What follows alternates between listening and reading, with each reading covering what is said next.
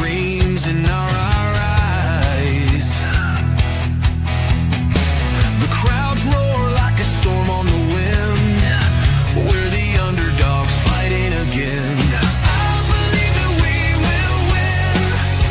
Through the sweat and the fire within, we rise up when the skies grow dim. I believe that we will win. Mud on our boots, steel in our veins. Feel the heartbeat driving through the pain. Field of battle under shining lights. Every tackle about this fight. I believe that we will win. Push through the noise, drown out the din. No giving up, we dig right in. I believe that we will win. Out on the edge where the brave won't break. With every fall, we've got hearts that ache. But we're not done, we're just starting the run. This is the song to the iron in the sun.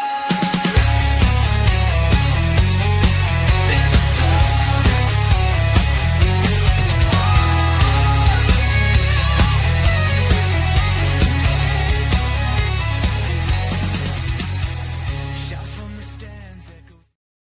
Hey guys, good evening and welcome to everybody's favorite, biggest little soccer podcast on the internet. It is Stateside Footy and it is Saturday night. God damn it, it feels like a Saturday night, doesn't it?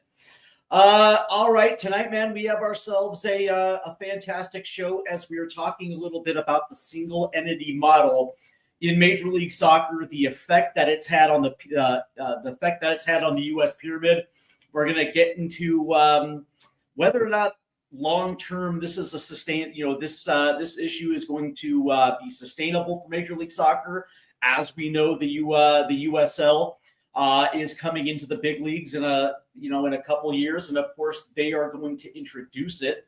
And it's going to be whether or not that's actually going to be legit competition to the point where once Major League Soccer is finished with their expansion, whether or not long-term we're going to, whether or not they're going to be pushed into a situation where there could be a potential merger, or maybe because of it, they are going to be pushed into maybe doing something that may or may not be comfortable. So we're going to get into that.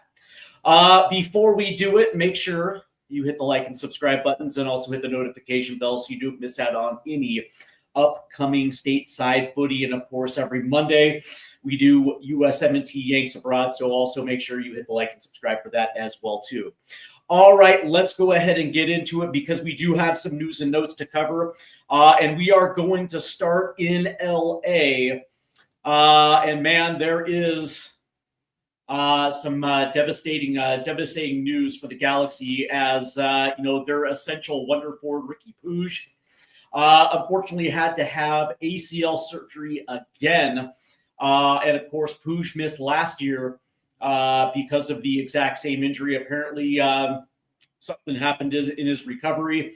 And now there is talk that he's going to be out for the entire 2026 season, which means we won't see Riqui Puig until next season. And as devastating as this is, because it really is, when you look at just how good the Galaxy have been in this offseason, rebuilding their back line, putting themselves in a position where they could potentially challenge for the Western Conference and put themselves back in, thinking that, there was a good chance that Riqui Puig was probably going to be back at some point. Now, all of a sudden you get this. And if you're an LA Galaxy fan, man, this is the last thing you wanted to hear, but it all depends on how you actually look at this. Is this an opportunity, or is this going to be something where it's going to be like what we saw last year where they didn't necessarily have an answer? And even if that answer comes within Major League Soccer, there are some options out there that could be, could potentially be had if there's some creativity. But of course, LA also is that type of team that will look outside the league as well too. And I think it's actually time that they do right by their club, because here's the thing, right? this group with Paintsel, with Peck, with Puig, there was always going to be a finite amount of time with these guys before eventually teams were going to come in and potentially swoop for some of these players. And, they were able to cash in. Fantastic. They won MLS Cup a couple years ago. But the reality is, if you're the LA Galaxy, you actually have to do right by your club. And it's unfortunate that Ricky Puig goes out again. But the reality is when you look at the Western Conference and you look at essentially, how close the top five was, it's not out of the realm of possibility that the Galaxy can play themselves back in. But that being said, again, devastating loss. And you're hoping that, obviously he has a speedy recovery. But most importantly, if you're an LA Galaxy fan, that they figure out a way to move on from this, because again, when you look at the pieces that are in place, I don't like to say that they were a one-man team, but that being said, you're going to have to look for somebody that's going to be able to pull the strings for this attack, because again, there's only going to be a finite amount of time where you're going to have some of these guys together. And so unfortunately, the time is now when it comes to something like that. So again, hopefully Ricky Puig recovers quickly, and the LA Galaxy are able to move forward as a club. The other piece of news here is Owen Wolff. Austin FC has locked its prized possession up for the ahead of the 2026 season.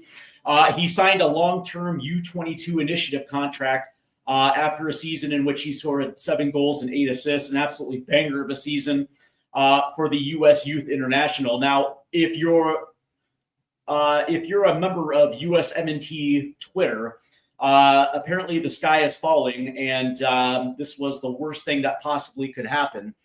And of course, I take the other way, and it's really, for me, there has to be a lot of nuance in this discussion, because I don't think anybody's asking really what's good for the player. This isn't me, jacking for Major League Soccer. There's plenty of things I actually don't like about Major League Soccer. But the reality is, if this league wants to be a developmental league for U.S. players before they move overseas, then these are the type of things that they absolutely have to do: is keep their youngest and brightest in that league. At least get the at least make sure the juice is worth the squeeze when it comes to youth players.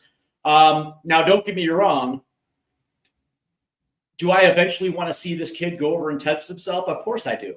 When it comes to the national team, I want most of my best players challenge themselves overseas. But the reality is he's 21 years old, and we don't know if he's ready to make that jump yet. Right? That's the nuance. Right? That's what I always want to hear, is like, what's good for the players. Right? I'm sure he had discussions with his camp, and the question about whether or not he's actually able to make the jump. Because here's the thing: if you're going to do that, you want to put yourself in the shop window in the right league, whether that's the Eredivisie, whether that might be, mid-table in Serie A, maybe it's French Ligue 1, maybe it's the Championship. But that being said, if the only offers were coming from the Belgian Pro League, or you're coming from Serie B or Ligue 2, or League One, then it's probably beneficial to stay in Major League Soccer, because two things are going to happen. Number one, you're still going to develop in a league that's actually pretty good for forward players, and so you're still going to be able to sharpen that knife edge. The other thing is he's going to get paid, which means that his market value goes up. Your market value is contingent on the salary in which you're making. And so prior to this, if some team came in and was only offering like $1 million, $2 million, looking for a cheap deal on a good young prospect, now all of a sudden that kind of flips itself on its head, and now all of a sudden he's being paid. So it resets his market value. And essentially what it means is, if you're going to come in for a player, you're going to make it worth our while. Eventually, I do think he makes the jump. But the reality is, there's nothing wrong with him staying until his age 23, 24 season. Because when you make the jump, you kind of want to make it during his prime years, when he's actually able to handle the responsibility of making the jump. not every prospect is developed evenly, right? There's different nuances when it comes to it. But that being said, I would probably put Owen Wolff in a category of players that probably should be making the jump within the next 2 years. But as of right now, there is nothing wrong with him staying in Major League Soccer to continue his development. Because if you're often Austin FC and you're building pieces around Owen Wolff, now all of a sudden you're going to be in the Champions League, you're going to be in Leagues Cup, and now all of a sudden you're actually playing against better competition. So there's pros and cons when it comes to this. But the reality is, I don't see this as like signing your life away to Major League Soccer. If anything, all it's doing is ensuring that the next 2 to 3 years are going to be continued to develop without interruption, and eventually he's going to end up making the jump. Like I don't look at this as necessarily a bad thing. But that being said, I'm kind of curious to know what you guys feel. So let me know how you feel about it. Because again, for those that know me, I'm not necessarily big on Major League Soccer. It has its pros and cons, but the reality is when it comes to, I guess you can say, making the league better, you want to hold on to your best young American players for as long as you possibly can, because eventually they are going to make the jump. And it actually helps the bottom line of this league. So what else do we have? All right. So let's go ahead and get into this one, because the interesting thing about this is I was having a conversation with my brother about the long-term viability of single entity. And how this conversation came up was a conversation Don Garber had with, I think it was with Landon Donovan and Tim Howard on the Unfiltered Soccer podcast. And essentially he was asked point blank whether or not, Major League Soccer would ever adopt ProRel. And I think he said something about like, why would we adopt the model? Never say never, but it's not a feasible thing at this moment. And I think a lot of it has to do with the secondary leagues. Has nothing to do with the equation at all. As a matter of fact, it has nothing to do with anything other than the ability to generate higher revenue for this league. It is single entity for a reason, and it is to maximize the profitability of the league. So when it comes to the pyramid is secondary. It's to them, it's like whatever.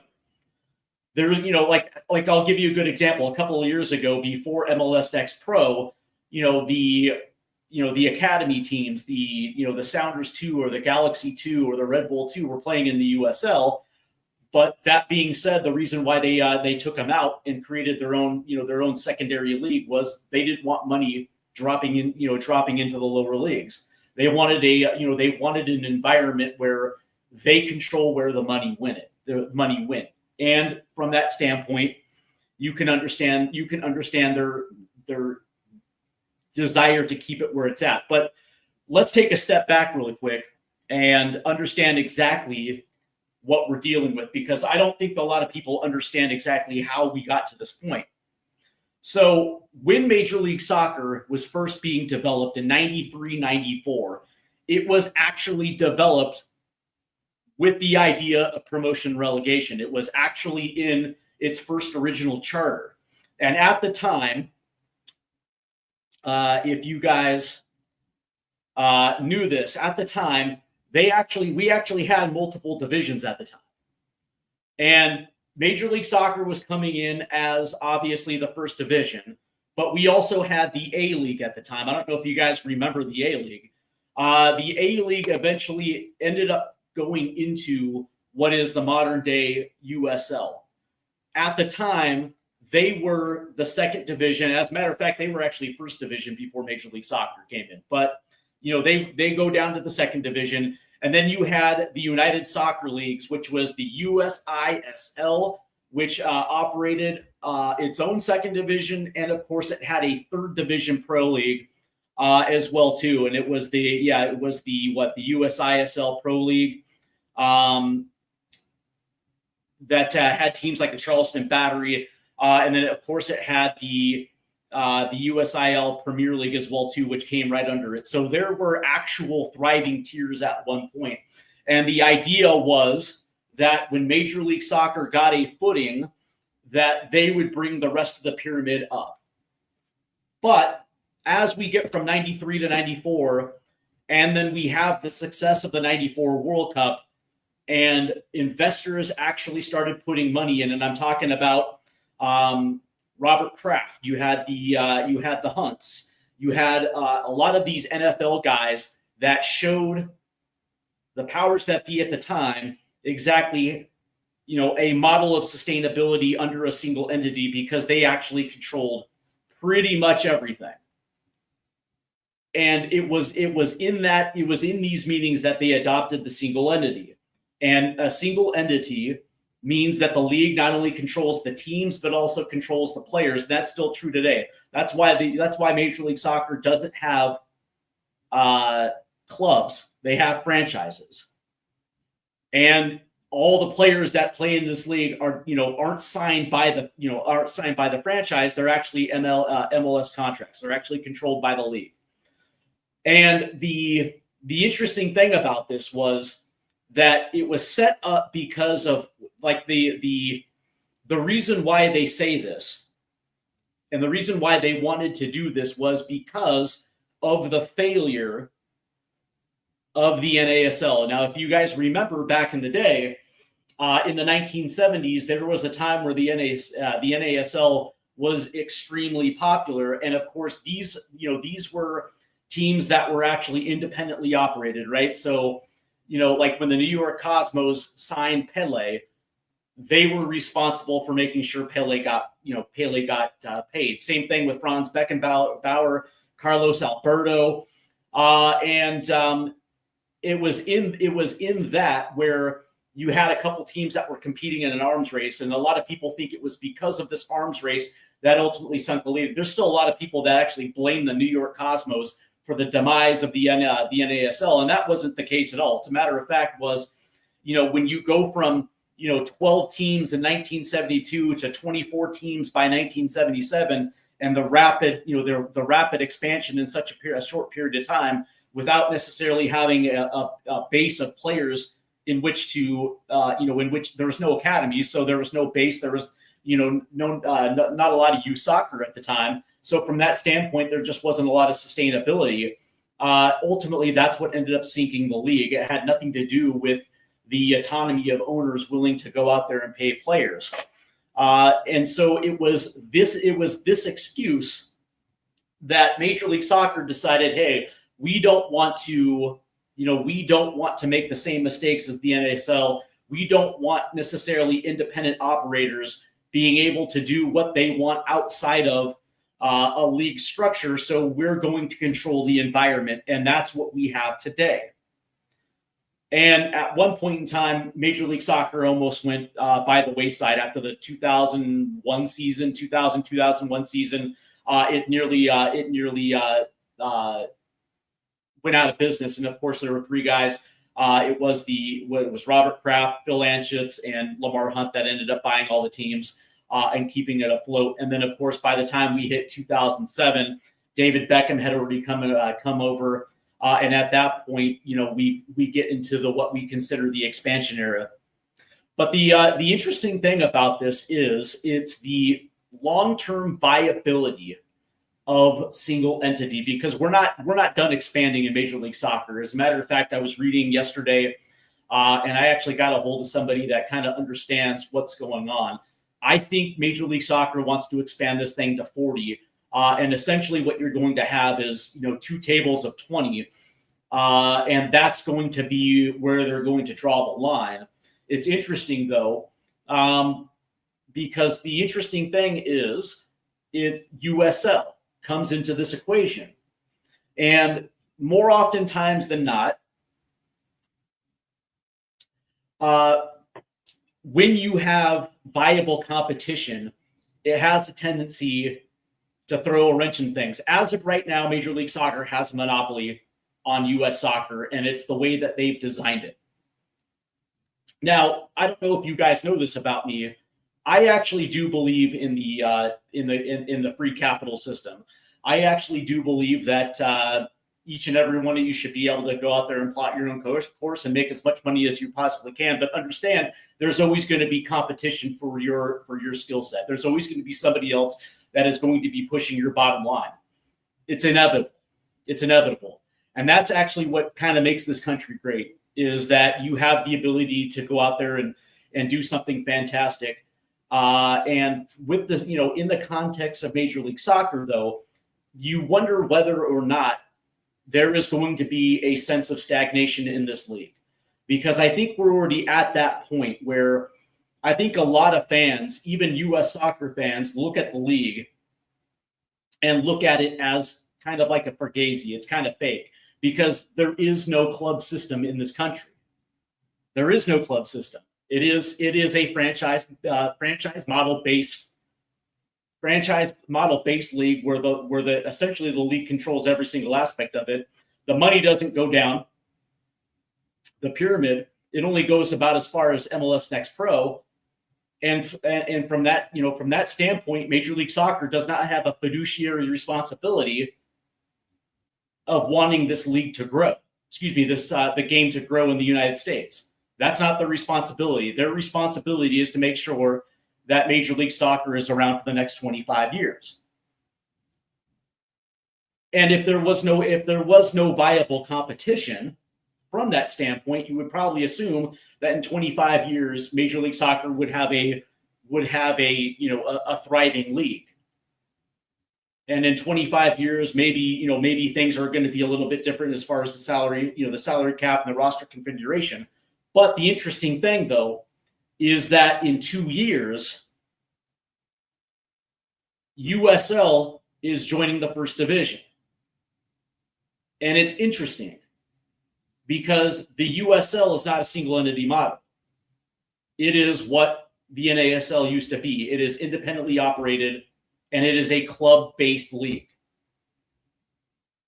And that to me is the interesting aspect of this, because at one point in time, and I do remember when the Sounders came online in 2008, 2009, it actually did have a grassroots club feel before ultimately the corporate entity sucked the soul out of that franchise. And it's anything but these days. And the USL absolutely has that. And if you go to any USL market, you can attest to it, that it is based on the holy trinity of what a soccer club is: the players, the manager, the supporters. I know that for a fact. I live here in the great state of Michigan, and I've been down to Keyworth Stadium, and I've seen Detroit City FC, and that environment is insane. Even when you go down to the USL 2 level here in Flint, or if you go out to Lansing, it actually has that. It also has that club feel, where it is a community-based club. It is a club that is based in the city, and the city takes care of the club, vice versa. And it's that model that makes me wonder whether or not Major League Soccer actually has competition, legitimate competition. And this isn't like trying to bring back the NASL or NISA and some of these other fly-by-nights, because USL has been around for quite some time, and it actually established itself as a legitimate league. Now, granted, it's operated as a Division II, but that being said, it's not a fly-by-night league. And some of in some of the cities that they're talking for first division, they're being strategic. It's not just, hey, we have to be in LA because it's a big market. And, we in order for us to get a television deal, we have to, it's not that. It's not that. Like, they are strategically putting teams that historically have been very good soccer cities. Cities that actually will help the club grow. And from that standpoint, you would think that,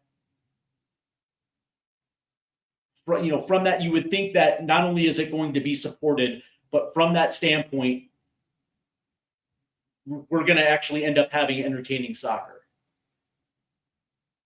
And of course, since it is not a single entity model and it is a club model based on whatever the revenue is for that team, now all of a sudden we might be actually competing for the same player pool here in the United States. We might actually be competing for the same youth.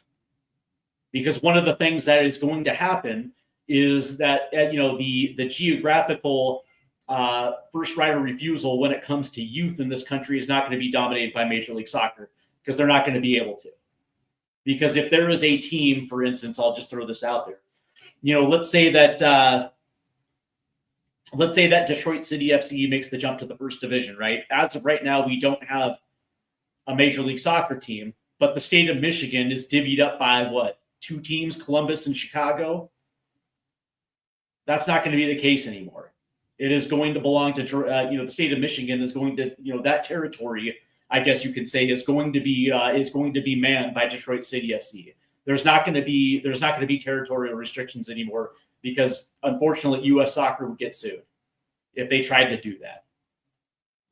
If you have a first division league, you are entitled to scout the areas in which your teams are going to be based. So from that standpoint, the player pool, we're going to be competing, as far as the youth goes, we're going to be competing in the same player pool. But that being said, there is also the added, there's going to be the added mystery of promotion and relegation.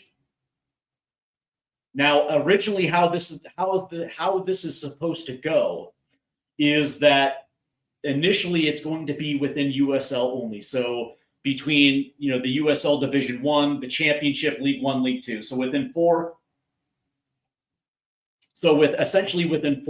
rungs of the pyramid.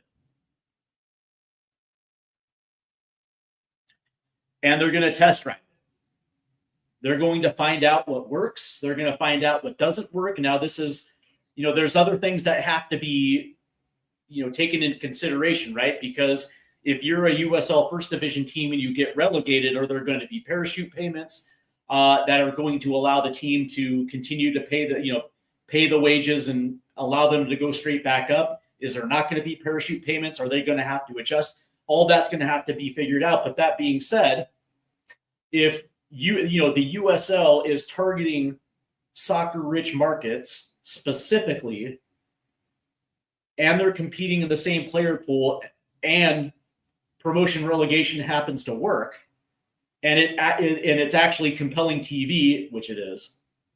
Any of you guys that have watched relegation scraps go down to the end of the season, go down to the end of the year, it's absolutely compelling at the end of the season, especially if there's a relegation shootout. It's unbelievable. It's unbelievably entertaining.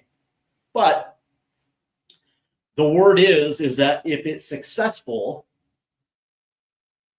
they're going to open up the bottom of the pyramid. So you're talking semi-pro teams that are competing, that are competing in leagues lower than USL 2.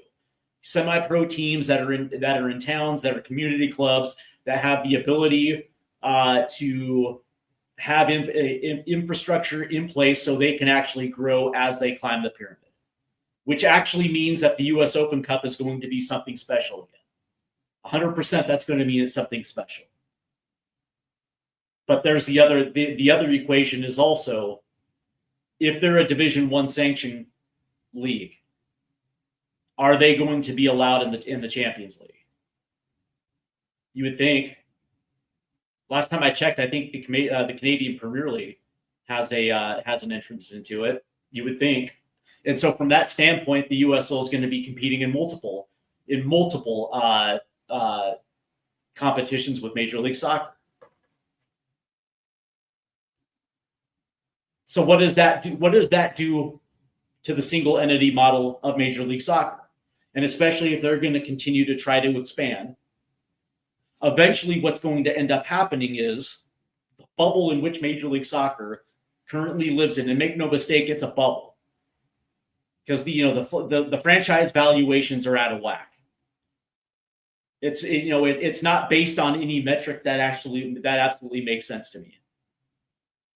Like if you were telling me about property value and some of these other things, okay, fine.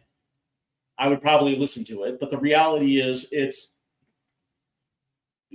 compared to the revenue that some of these teams actually bring in versus what's reported, these valuations don't make sense. And we still don't know actually what the year in, year out deal with that Apple deal is. And of course, they just redid the Apple deal. And it looks like Apple Apple's kind of given a year back. And so what does that also mean long term when it comes to the viability of their television deals? Are they going to continue to stay behind a paywall? Are they going to go back to, I guess you could say, to traditional TV? Major League Soccer is not even it's not even the most popular league in this country as far as television is concerned. But understandable that probably could change if Major League Soccer does a few things to put itself forward. Who knows? Maybe they do it. I don't think so. I think everybody's been screaming for Major League Soccer to up their salary cap a little bit, just to just to allow teams to have bigger squad sizes so they can compete in the competitions that they're already in. But that hasn't happened, or at least not substantially. But that being said, when you look at the infrastructure inside Major League Soccer, you would probably assume that owners today would have the wherewithal and the revenue in order to expand rosters. But the league is not allowing itself to do that. It has taken that slow step approach. It's only now like 30 years later that we're putting ourselves on the on the FIFA calendar. It was interesting too because Don Garber was asked that if the league continues to expand, is there even going to be like an MLS 1, MLS 2? Because it's still going to be single entity. And, owners aren't necessarily going to lose their money if they bought in for a couple $1 billion. Regardless of where they're playing at, MLS 1, MLS 2, it's still a closed league. They're still, their investment is still protected at that stage. And of course, I think he ixnayed that idea as well too. Because eventually what's going to happen is that we're going to see in markets that traditionally were strong, you're going to see dwindling crowds, maybe not substantially in a 5-year span. But the interesting thing though is, take Seattle for example. And of course I saw this firsthand. And a lot of it, some of it had to do with COVID, but you're talking about a franchise for a decade that sold out the lower bowl at Seahawks Stadium, or I think it's called Lumen Field now. We're talking regular season home matches against Sporting KC, non-Cascadia rivalries. And they were averaging like 35,000. And of course, versus big matches, they would open the entire stadium. They're not doing it anymore. And a lot of it has to do with the fact that, ticket prices went up. And then of course, they started alienating some of their most ardent supporters. And now all of a sudden, when you look at regular season games, they don't even sell out the lower bowl anymore. And of course they've had, I think they've lost 20% to their renewals when it comes to their season tickets. And this was considered like one of MLS's strong fan bases. But what's going to end up happening is as this thing, continues to progress, and because it's always going to be tit for tat. So if the salary cap goes up, the revenue is going to have to match the money that's spending, which means tickets are only going to continue to rise. And now all of a sudden you have this competing league. And you wonder if there is going to be a fan shift. because not only are they going to be developing U.S. players probably better, but they're also going to be in the international markets as well too. And you wonder whether or not one is going to start eating off the other. And that's going to end up putting Major League Soccer in a very uncomfortable position. Now, is this going to be 5 years from now? Probably not. Maybe 15 to 20 years down the line. I potentially could see it.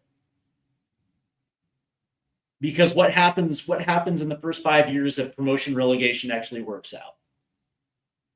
And they actually get the rest of the pyramid open with an opportunity to come up through the USL. And at the same time, Major League Soccer is still trying to continue to slow roll their way and to expand. Eventually, like that's the problem with this, right? It's with a monopoly, you don't factor in competition. And unfortunately, that's as far as I'm concerned, man, that's anti-American. Competition is very good for business no matter where you're going.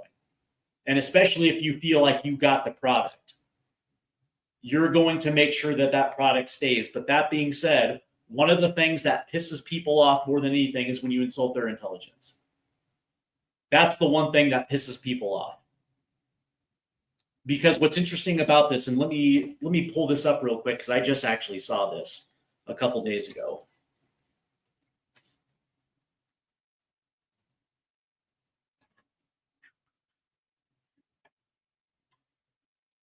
All right.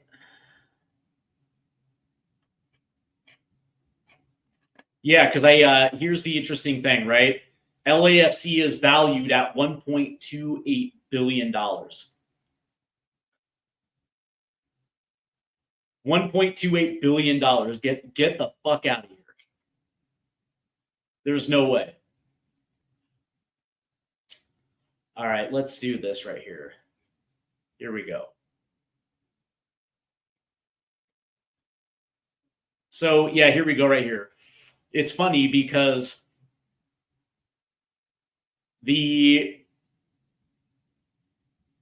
Vancouver Whitecaps that actually do a fairly good job in Vancouver. Now they actually have some limitations. Are only I think valued at $440 million. Yeah, here's the other thing right here, the San Jose Earthquake, right? And this is it's Montreal and San Jose, the two teams that actively do not, well, maybe not San Jose after Bruce Arena came in because they actually were a little bit active, but the Montreal Impact or the CF Montreal, whatever they're calling themselves these days, are valued at like let's just pull it up. $435 million. A team that does absolutely nothing for their fan base, that is playing in a stadium that doesn't draw dick. And the reality is there's no repercussions for the fact that they're actively doing their customer base a disservice. Because what's going to eventually happen if there's no repercussion for not treating your paying customers well? Because at the end of the day, this is what this is. It's a business. They have a product that they're selling to the consumer. And the fans of Montreal, the loyal Québécois that were there back in the 70s when the Impact were there, that were there when whatever iteration of the Impact were there all the way into Major League Soccer, that had been loyal, that sees this and actively knows that every single year they're not even sniffing the playoffs, let alone MLS Cup. What's going to end up happening is there's going to be a competing entity. Potentially, we don't know. We don't know if USL is going north of the border, but you would think that if there is a competing entity, that those fans are going to go and go represent a club that represents them and their values and also puts an exciting product on the field. And these franchise valuations are eventually going to tank. The funny thing, though, is like the Seattle Sounders are, valued at what, 800 million? And it's like, dude, they don't even own their own stadium. You know what I mean? Like, they're sharing revenues with the Seahawks. It's like they don't own their own stadium. They don't get a piece of any of the naming rights, which is why they're trying to actively build their own soccer-specific stadium. They just built their own training ground. Congratulations.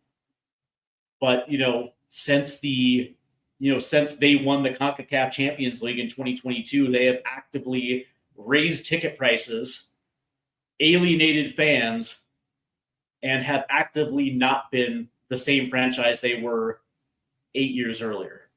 They literally rode those late 2010s team. They rode that roster until the wheels fell off.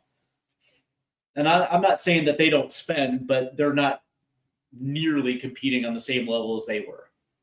And it's hard every single year to convince fans to come back. It's like, yeah, we're good. We're not great anymore. And there was a history of being great, actively trying to win every single year. And now it's like, what is our end goal now? To be just good enough where we're going to be in the playoffs, because at that point we have a shot and we can win the occasional trophy, but it's not the same anymore. And when you give your fans a reason every single year to renew their season tickets, because as a fan that every summer they're actively looking to bring in a new DP, they're actively looking to strengthen every single year, and every single year there's a renewed sense of hope. And it's like, dude, I haven't felt that way. Starting like, what the fuck did we do this offseason? We brought in 2 journeymen. That's our answer to the answer to an offseason. Get the fuck out of here.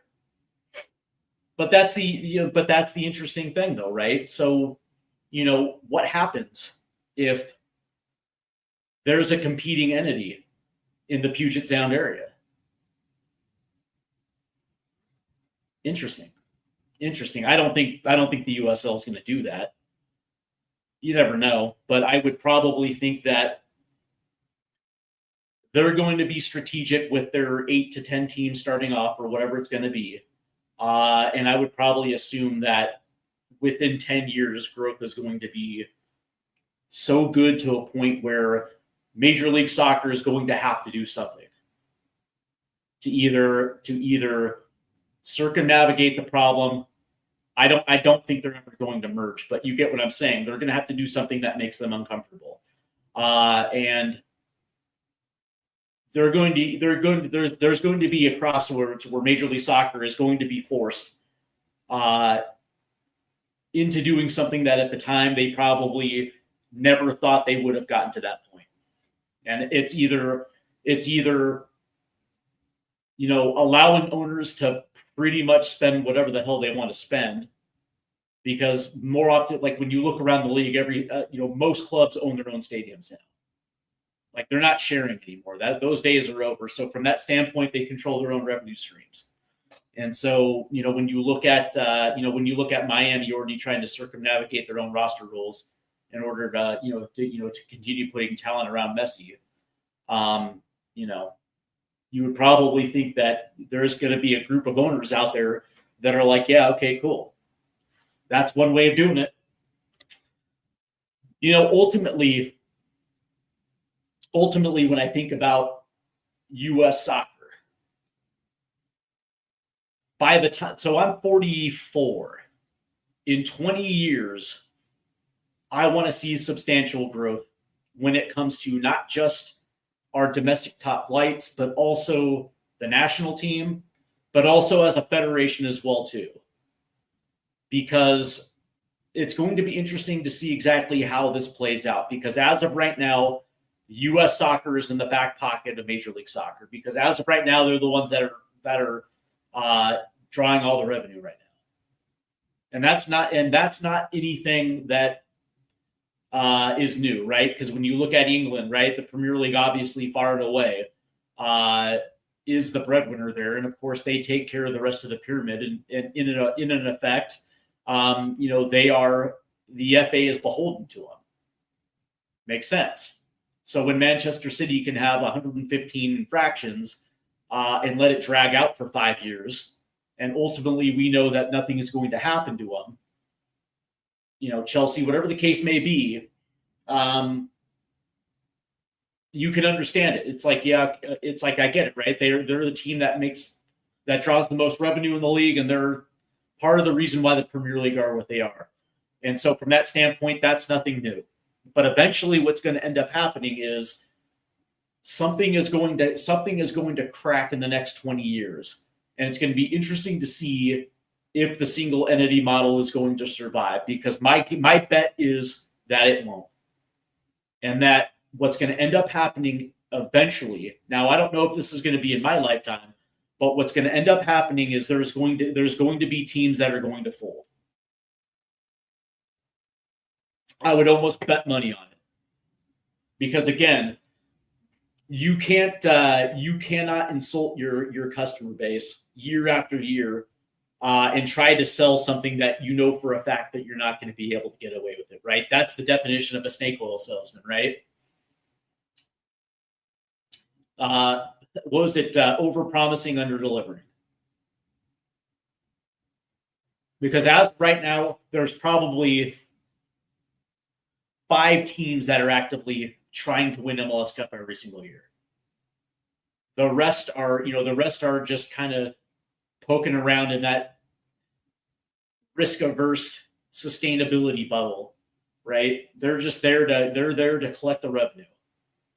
And if they can assemble a good team that's good enough to win a trophy here and there, well, there it is.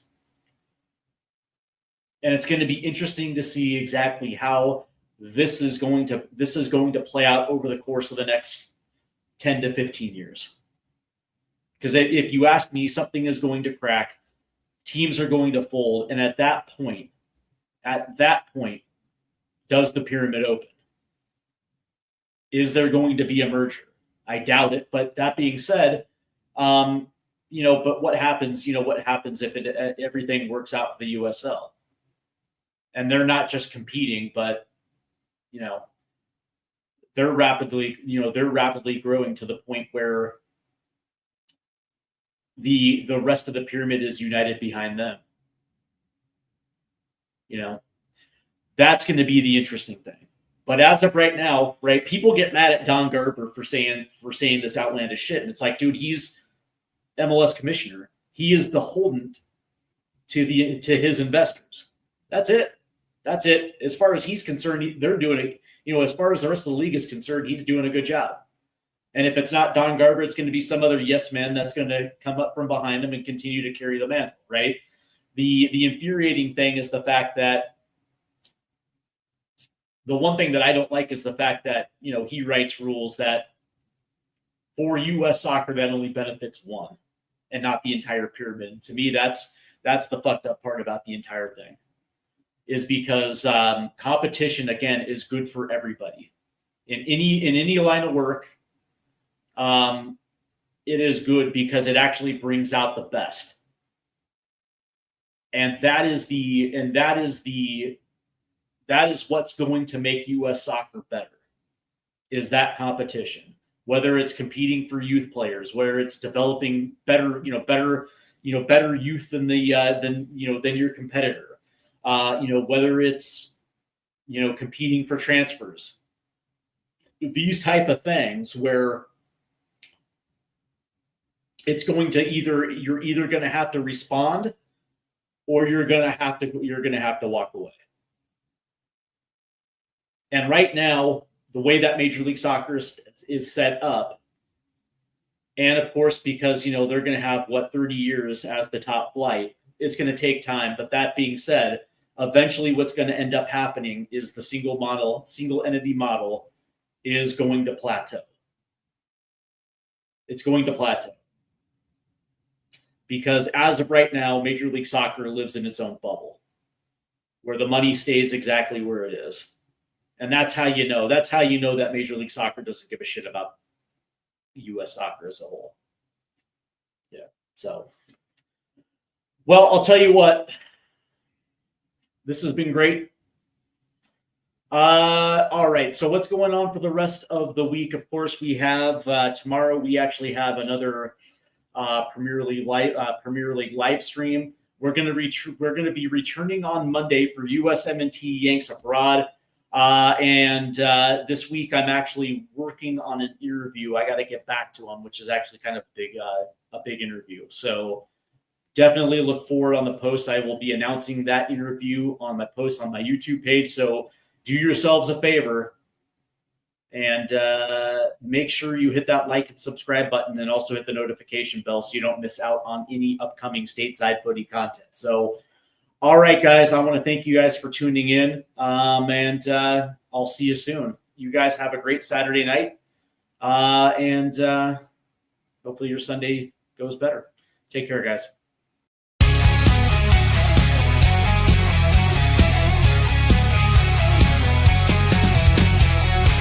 Rusted goalposts under fading sky.